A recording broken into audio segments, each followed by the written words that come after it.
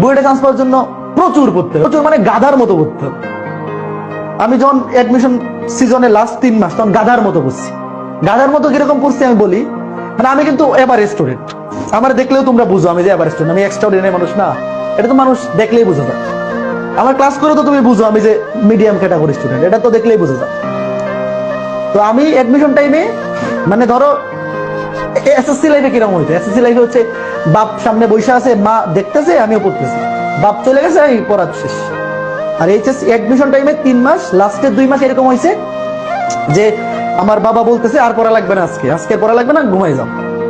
তো যেই দিন থেকে তোমার এরকম হবে যে তোমার পড়াশোনা দেখা তোমার বাবা মা টেনশন করতেছে যে এমনি পড়লে তো আধা পাগল হয়ে যাবে, এমনি যদি এইভাবে পড়তে থাকে তাহলে তো আধা পাগল হয়ে যাবে, যখন তোমার বাবা মা এসে বলবে আজকে আর পড়া লাগবে না, ঘুমাবে, তখন তুমি বুঝবা যে তোমার বুয়েটে চান্স পাওয়ার মতো, তোমার বুয়েটে চান্স পাওয়ার মতো একটা প্রিপারেশন হয়েছে।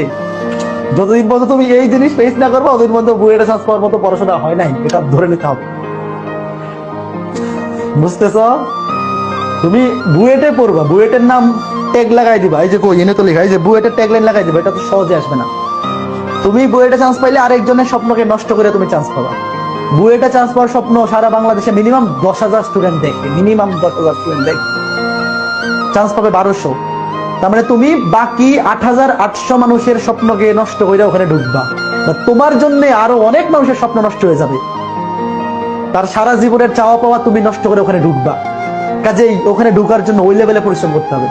সৃষ্টিকর্তা যদি দেখে তুমি ওই লেভেলের পরিশ্রম করতেছো তাইলেই তোমার ওখানে ঢুকাবে, নাহলে তোমার ঢুকাবে না। আন্দাজি না পইরা সারাদিন ঘোরাঘুরি করে কেউ বুয়েটে চান্স পায় না।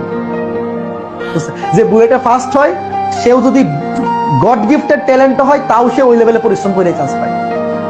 কাজেই তুমি 8,800 মানুষের স্বপ্নকে নষ্ট করে যে সিটটা তুমি পাবা, অবশ্যই তুমি যদি ওই লেভেলের পরিশ্রমী না হও, সৃষ্টিকর্তাও চাইবে না যে একটা অপরিশ্রমী মানুষ এখানে ঢুকে যাক, তাই না?